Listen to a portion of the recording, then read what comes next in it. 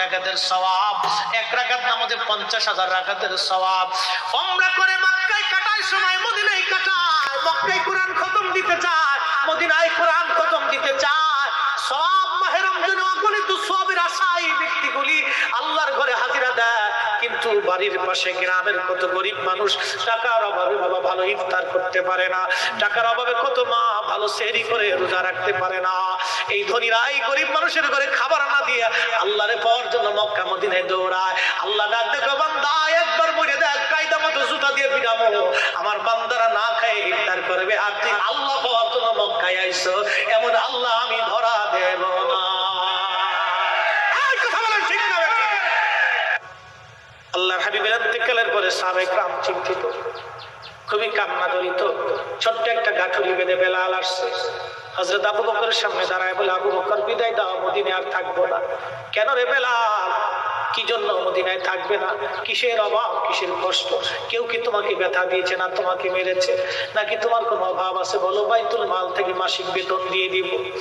বেলাল বলে, আবু বকর রে, আমার যে অভাব, কোনদিন কিসে অভাব পুরা করে দিতে পারবা? বলো রে বেলাল, তোমার কিসের অভাব? বলে, আবু বকর, আমি আজান দিলে নবী নামাজ আসতো।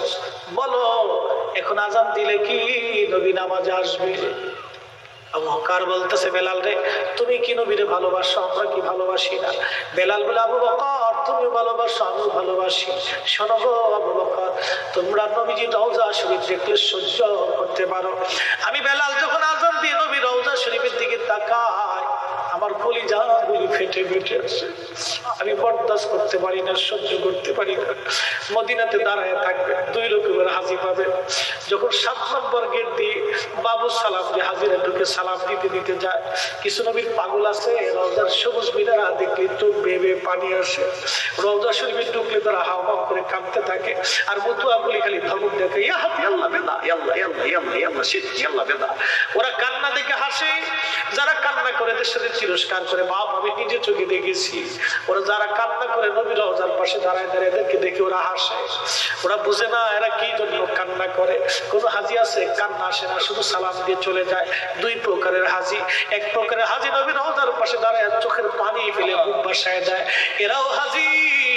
আর যারা শুধু সালাম দিয়ে চলে যায়, এরাও হাজি। আকাশ আর পাতাল তফাৎ। পৃথিবীর মধ্যে হায়াত হয় মাত্র 60 বছর কি 80 বছর, 30 বছর চলে যায় হেলায় হেলায়, ডোলায় ডোলায় ডোলায় ডোলায়। বাকি জীবনের অর্ধেক সময় যায় ভাবে ঘুমে ঘুমে, 8 ঘন্টা ঘুমে। অল্প একটু সময় আমরা ইবাদত করার সুযোগ পাই। এই সামান্য ইবাদত দিয়ে খোদার জান্নাতের আশা কেমনে করতে পারি? উপায় আমাদের হবে কি? উপায় আমাদের হবে কি? গতি হবে কি? উপায় আমাদের হবে কি? চিন্তা করে যদি বাড়ি ফিরি, মাহফিল থেকে যদি চিন্তা করে বাড়ি ফিরি, মাহফিল থেকে ফিরে যাওয়ার পথে একটা বেনামাজি থাকার কথা না, একটা সুদখোর থাকার কথা না, একটা ঘুষখোর থাকার কথা না, একটা মদখোর থাকার কথা না, একটা জেনাকারী থাকার কথা না, একটা মানুষের হক নষ্টকারী থাকার কথা না। কিন্তু ওয়াজ শুনি মানি না, ওয়াজ শুনি বুঝি না, ওয়াজ শুনি বাড়ি পর্যন্ত আমরা নেই না। আমরা বাড়ি পর্যন্ত নিই না ভাই, নিলে তো কাজই হয়ে গেছিল। আমরা ওয়াজ শুনে চলে যাই, হুজুর ওয়াজ খুব ভালো করছে, ভালো পর্যন্ত শেষ। হুজুরের ওয়াজ ভালো, কিন্তু আমি কি ভালো কাজ করছি কিনা, এটা হলো সবচেয়ে বড় বিষয়। ওয়াজ শুনি, বাবা মার মনে ব্যথা দেই। ওয়াজ শুনি, প্রতিবেশীর হক নষ্ট করি। ওয়াজ শুনি, ওয়াজ শুনি, স্ত্রী স্বামীর হক নষ্ট করি। ওয়াজ শুনে নারী বেপর্দায় চলে, ওয়াজ শুনে নারী বেনামাজি, ওয়াজ শুনে নারী বেপর্দা, ওয়াজ শুনে কিন্তু নারী আমলদার না।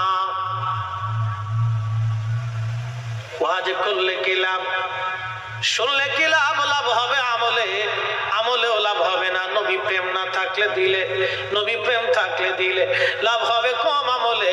সুপারিশ করবেন নবী রোজ হাসরের ময়দানে। জ্ঞানী যারা বুঝে তারা শুধু ইশারায়, নাদানের বুঝাইতে পারে আছে কে কোথায়। জ্ঞানীর মতো জ্ঞানী হলে অল্প কথাই বুঝে, কচুর মতো কচু হলে অল্প জালেই সিজে।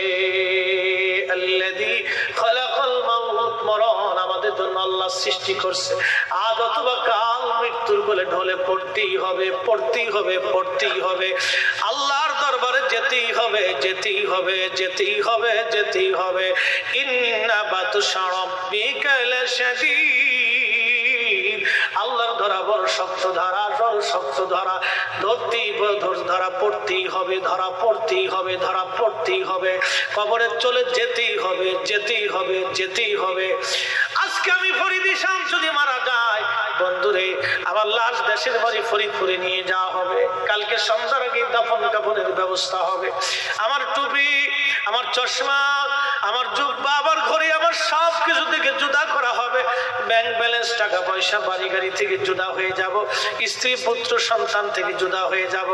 বন্ধুরা কেঁদে কেঁদে বিদায় জানাবে, গ্রামবাসীরা বিদায় জানায় চলে আসবে। 3 ঘন্টা পরে বন্ধুরা চা খাবে, পান খাবে, গল্প করবে, হাসবে। সন্তানরা 3 দিন পর্যন্ত সুখ পালন করবে। 6 মাস পরে সবাই আমার কথা ভুলে যাবে, মনে রাখবে না কেউ। বন্ধু ওই কবরে আমি একা, আমি একা। আমার সঙ্গে হবে কি, সঙ্গী হবে কি? ওই কবরে আমার 2টা জিনিস যাবে, একটা ঈমান ও আমল, ঈমান ও আমল, ঈমান ও আমল, ঈমান ও আমল। ওই কবরে কেউ দেখতে না গেলেও যিনি দেখতে আসবে, যদি নবীর আশিক ওই কবরে যাও, ওই কবরে আমার নবী আসবে রে, নবী আসবে রে, নবী আসবে। যুবক যদি ভালোবাসো, নবীকে ভালোবেসে যাও। যদি দল করো, নবীর দল করো। জীবন যদি দাও, নবীর জন্য দাও। পক্ষ যদি নাও, নবীর পক্ষ নাও। শান যদি গাও, নবীর শান গাও। মান যদি গাও, নবীর মান গাও। জীবন যদি দাও, নবীর জন্য দাও। ভালো যদি বাসতে চাও, নবীর ভালোবাসা নাও। এতাত যদি করতে চাও, নবীর এতাত করে যাও। গোলামি যদি করতে চাও, নবীর গোলামি করে যাও। খুশি যদি কাউকে করতে চাও, নবীকে খুশি করে যাও। কথা বলেন ঠিক না বেঠে? এছাড়া আর বিকল্প নাই, একটাই, নবী নবী নবী নবী নবী নবী করি, নবী নবী করি। অনেক ভাইরা বুঝে না, কয়রা নবী নবী করে কেন? যেই দিন কবরে ঘুমাইবেন সেই দিন বুঝবেন নবী কি জিনিস। যেই দিন হাসরে উঠবেন সেই দিন জানবেন নবী কি জিনিস। যেই দিন ফুলসিরাতের ঘাটে যাবেন বুঝবেন নবী কি জিনিস। মিজানের পাল্লার পাশে যখন দাঁড়াবেন বুঝবেন নবী কি জিনিস। কঠিন মেহশরের মাঠে জিহ্বা বের হয়ে যাবে, সেই দিন বুঝবেন নবী কি জিনিস, নবী কি জিনিস। এই জন্য নবী নবী করি, নবী নবী করি। সুন্নিদেরকে বলবো, মুসলমানদেরকে বলবো, বাবাজি উম্মত হিসেবে আসেন, জবান খুলে দেন। সেই প্যারা নবীজির শানে জবান খুলে খুলে আওয়াজ তুলে মোহাব্বতে আমরা দুরূদ শরীফ পড়ি। আল্লাহুম্মা সাল্লি আলা সাইয়্যিদিনা মাওলানা মুহাম্মদ আলা আলি সাইয়্যিদিনা মাওলানা মুহাম্মদ। ঘুরে যাও রে মাহফিলের হাওয়া, যাও রে উরে মদিনায়, আমাদের দুরুদ পৌঁছে দিও নূর নবীজির পাক রওজায়। আল্লাহুম্মা সাল্লি আলা, মাশাআল্লাহ, আল্লাহু আকবার। আসুন আসুন লানা মুহাম্মদ ওয়া আলা আলি সাইয়্যিদিনা মাওলানা মুহাম্মদ। আলহামদুলিল্লাহ, যারা কাফেলা করে আসছেন গাড়িতে করে সবাইকে আমরা অভিনন্দন জানাচ্ছি। আপনারা মাহফিলের প্যান্ডেলে এসে বসলে আল্লাহর মেহেরবানি রওনক বৃদ্ধি হবে। আপনাদের এই আশাকে আমরা স্বাগতম জানাচ্ছি জনাব এহসান ভাইয়ের পক্ষ থেকে। আজকে আহলে সুন্নাত ওয়াল জামাত কর্তৃক আয়োজিত জনাব আমাদের এহসান ভাই, তিনার উদ্যোগে নবম ঐতিহাসিক আজম শান পবিত্র ঈদে মিলাদুন নবী সাল্লাল্লাহু আলাইহি সাল্লাম মাহফিলের মুহতারাম প্রধান অতিথি, কাকারা ইউনিয়ন পরিষদের সম্মানিত চেয়ারম্যান মহোদয়, যিনি এই মাহফিলের জন্য যিনার অনেক অবদান, এবং আমরা দোয়া করি চেয়ারম্যান মহোদয়কে যেন আল্লাহ দুনিয়া আখিরাতের উত্তম জাযা দেয়। এই জন্য হুজুর করিম সাল্লাল্লাহু আলাইহি ওয়াসাল্লামের মহব্বতে তিনি এই মাহফিলের জন্য যথেষ্ট করেছেন। চেয়ারম্যান সাহেবকে আমরা অভিনন্দন মোবারকবাদ জানাই। রাসূল করিমের শানকে, আকাইদে আহলে সুন্নাত ওয়াল জামাতকে মানুষের হৃদয়ে পৌঁছানোর জন্য উনি যতটুকুনি করেছেন ততটুকুনি মদিনাওয়ালার পক্ষ থেকে উনি বেনিফিট পাবেন। এবং আল্লাহর শাহী আলিশান দরবার থেকে আমরা কামনা করি মদিনাওয়ালার সদকায় যেন আল্লাহ ওনার দুনিয়া আখিরাতের জাযা দেন, বাচ্চাদের হায়াতের মধ্যে বরকত দেন। আল্লাহ যেন ওনার সম্মানকে দুনিয়া আখিরাতের বাড়ায় দেন। আল্লাহ যেন বেশি বেশি এই দ্বীনের কাজ, সুন্নিয়তের কাজ, ঈমান ও ইয়াকিনের কাজে যেন আল্লাহ ওনাকে সহযোগিতা করার তৌফিক দেন। আমরা একটু দোয়া করে বলি আমিন। আজকের সম্মানিত বিশেষ অতিথি জনাব মোহাম্মদ নজরুল ইসলাম সাহেব, সম্মানিত ইউপি সদস্য 2 নং ওয়ার্ড, ওনাকেও আমরা দোয়া করি এই মাহফিল সাজানোর জন্য, অবদান রাখার জন্য, পরিশ্রম করার জন্য, খেদমত করার জন্য। আল্লাহ ওনার দুনিয়া আখিরাতের সম্মান জন্য বাড়ায় দেয়। উদ্বোধক জনাব মৌলানা আজিজুল হক কাদরি সাহেব মাদ্দাজুল আলী, সভাপতি জনাব হযরতুল আল্লাহ মৌলানা আব্দুর রহমান শিবলি সাহেব মাদ্দাজুল আলী, সভাপতি দ্বিতীয় অধিবেশনে মৌলানা কবিলউদ্দিন ইমাম সাহেব, তৃতীয় অধিবেশনে জনাব মৌলানা আকম সাদিক হোসেন সাহেব থেকে শুরু করে আমন্ত্রিত সকল উলামায়ে হযরত এবং মেহমান বৃন্দ, সবার নাম বলতে গেলে অনেক সময় দরকার। আজকের যিনি প্রধান ওয়াইজ, প্রধান আকর্ষক, প্রধান বক্তা, মুনাজির আহলে সুন্নাহ, বহু বাহাসের সফল মুনাজির, প্রিয় বন্ধুবর আল্লামা মুফতি আলাউদ্দিন জিহাদি সাহেব মাদ্দাজুল্লাহ আলী, উনি উপস্থিত হয়েছেন। বিশিষ্ট লেখক এবং গবেষক, প্রিয় বন্ধুবর প্রতিষ্ঠাতা ইমাম আজম রিসার্চ সেন্টার ঢাকার সম্মানিত মোহতারাম হযরত মাওলানা মুফতি শহীদুল্লাহ বাহাদুর সাহেব মাদ্দাজুল্লাহ আলী, হযরত আল্লামা মাওলানা জালালউদ্দিন নিজামী সাহেব মাদ্দাজুল্লাহ আলী, হাফিজ হযরত মাওলানা মিনহাজউদ্দিন সাহেব মাদ্দাজুল্লাহ আলী এবং অসংখ্য উলামায়ে হযরত, সকলের প্রতি আন্তরিক অভিনন্দন, মোবারকবাদ। আজকের মাহফিলকে রণবৃদ্ধি করার জন্য আমার এহসান ভাই একজন আশিক মানুষ, আমার কাছে মনে হয় খুব সাদাসিধে মানুষ। যাই হোক, সবার কাছে ভালো লাগে তা না, আমি ব্যক্তিগতভাবে ওনাকে আমি খুবই পছন্দ করি, ভালোবাসি। যাই হোক, আল্লাহ রাব্বুল আলামিন আমার এহসান ভাইকে এইরকম পরিবেশে আরো মাহফিল করার জন্য তৌফিক আরো বড় করে দেওয়ার তৌফিক দেয়। আমরা দোয়া করি বলে আমিন। ওনার সম্মানকে যেন দুনিয়াতে আল্লাহ বাড়ায় দেয়। আকাইদে আহলে সুন্নাত ওয়াল জামাতের উপরে দায়িম থাকাটা বর্তমান পৃথিবীতে একটা চ্যালেঞ্জ হয়ে গেছে। বাজি আমরা আকীদা বুঝি না। আমি আকীদাটা মুক্তাসার আপনাদেরকে একটু বোঝানোর চেষ্টা, এখানে মনে হয় কোনটা লুজ কানেকশন হয়েছে, একটু দেখেন তো। হ্যাঁ, ঠিক আছে। আকাইদে আহলে সুন্নাত ওয়াল জামাত আমরা অনেক সময় বুঝি না। ভাই, সুন্দর একটা প্যান্ডেল দেখতেছেন, এই প্যান্ডেল কিন্তু ধরে রাখছে খুঁটি। খুঁটি যদি না থাকে তাহলে সামানা থাকবে না, সামিয়ানা থাকবে না। মাটি যদি না থাকে তো খুঁটি থাকবে না। সামিয়ানা হলো জান্নাত, খুঁটি হলো ঈমান, মাটি হলো আকীদা। আরো বুঝাই, আমাদের দেশে জেলেরা মাছ মারে, সারা রাত্র জেলে মাছ মারতেছে। মাছ যে ভাণ্ড বা ডালা বা ডুলার মতো রাখি, এটার নাম আমাদের আঞ্চলিক ভাষায় বলে ডুলা। চট্টগ্রামে কি বলে? কক্সবাজারের ডুলা। এই ডুলার নিচে যদি মস্ত বড় ভাঙ্গা থাকে, ফুটা থাকে, খসানো থাকে, সারা রাত জেলে মাছ মারার পরে কি মাছ পাবে ভাই? মাছ পাবে। কেন? এজন্যই মাছ পাবে না যে জেলের ডুলার নিচে ভাঙ্গা। একজনের আকীদা যদি বিশুদ্ধ না হয়, আকাইদে আহলে সুন্নাত ওয়াল জামাত যদি তার না হয়, 70,000 বছর তাহাজ্জুদ নামাজ যদি পড়ে, আকীদা হলো আমল রাখার ডুলা, আকীদা হলো ঈমান হলো আমল রাখার ডুলা। কোন ব্যক্তির ঈমান যদি বিশুদ্ধ না হয়, কিয়ামত পর্যন্ত সেজদা দিলেও বাবা আল্লাহর জান্নাতের আশা করা যাবে। সহজ হিসাব। আরেকটু বলি, আপনাদের দেশে গাভীর দুধ হয় কিনা? আজকের সভাপতি মহোদয়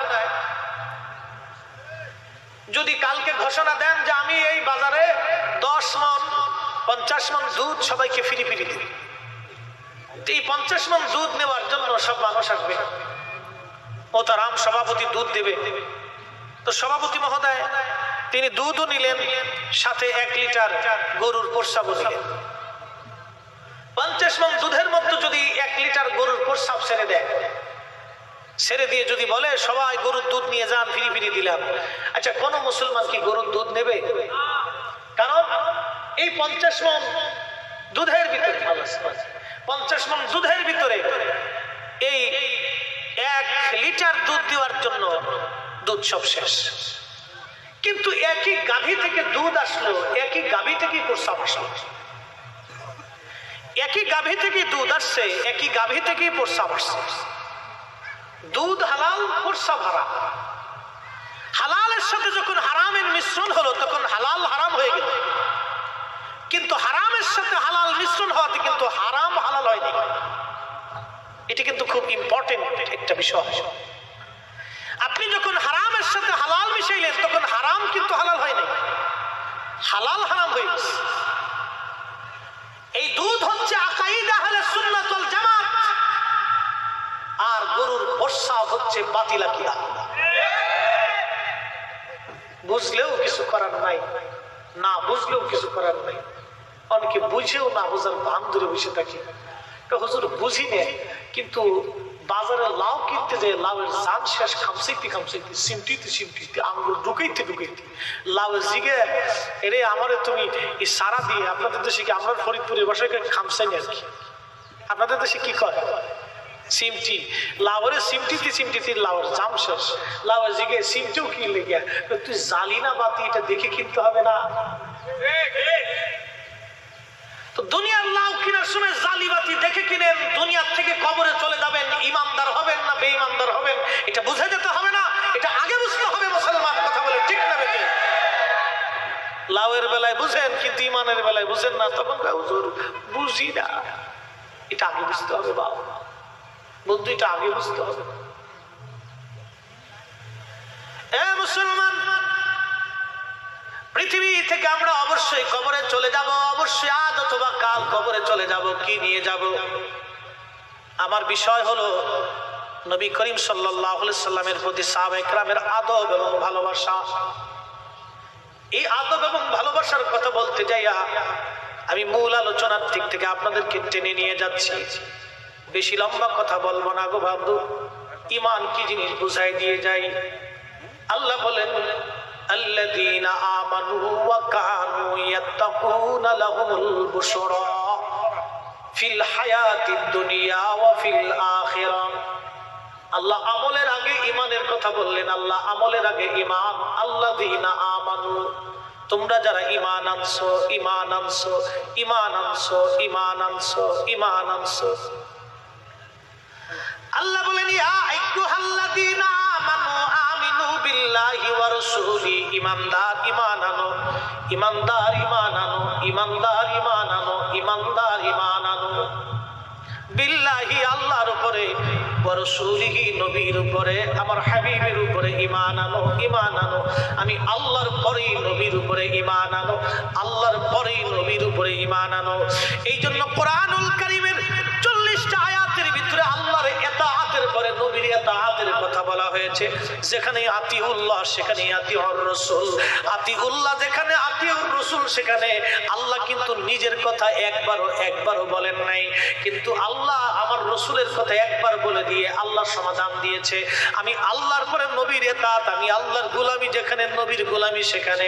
কিন্তু আল্লাহ এটাও জানাই দিয়েছেন মাইয়ুতি আর রাসূল ফাকাদ আতা আল্লাহ, আমার নবীর গোলামি হয়ে গেলে আমি আল্লাহর গোলামি আদায় হয়ে যায়। অনেক ভাইরা এই ইতাআতই বুঝে না, তাফসীর করে কিন্তু তাফসীরের মূল বিষয়টা বুঝে না। তাফসীর করে কিন্তু তাফসীরের মূল ভেদটা বুঝে না রে, তাফসীরের মূল ভেদ বুঝে না। এই জন্য সাহাবীদের দিকে তাকাইতে হবে।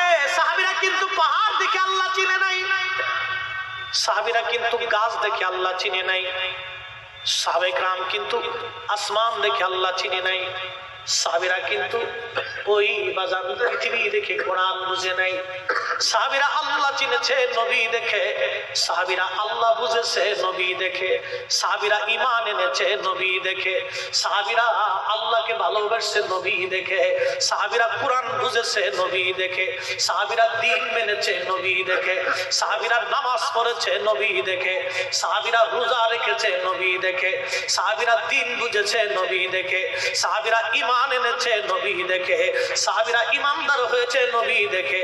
সাহাবীরা এই জন্য নবীর জন্য জীবন দিত, নবীর জন্য সংসার করত, নবীর জন্য সব করত, তাদের জীবন ছিল নবী নবী নবী নবী নবী নবী।